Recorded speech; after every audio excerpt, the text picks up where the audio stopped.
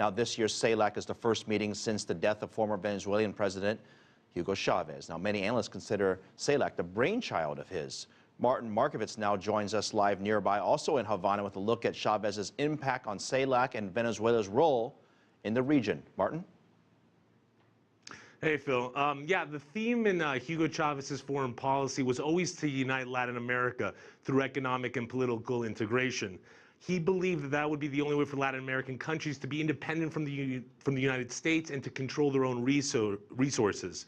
So very early on, Chavez was a champion of trade blocs like the ALBA, Mercosur, and CELAC, all of which excluded the United States.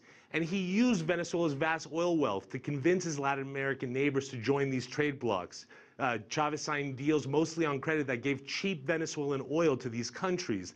This was in many ways the push that convinced many of these countries to get behind Chavez's vision for continental integration. But now, with Chavez dead and Venezuela suffering deep economic issues, it is less likely that Venezuela can maintain its leadership over the CELAC like it did under Chavez. Martin, the economy in Venezuela hasn't been all that great. There's some very serious challenges. Does that perhaps affect Venezuela's influence on these discussions? Yeah, well, I think that's going to be a big problem. As we know, Venezuela is going through very bad inflation. They just basically almost did a mini devaluation of the currency.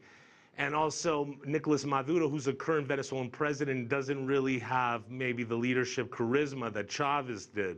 So Nicolas Maduro is going to be very preoccupied with domestic issues going on.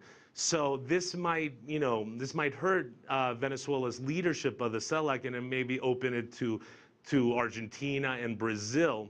But Venezuela always looked at this bloc as a way, to creating another South American, Latin American country that can actually trade more fairly against China and the United States. So we'll see how that goes.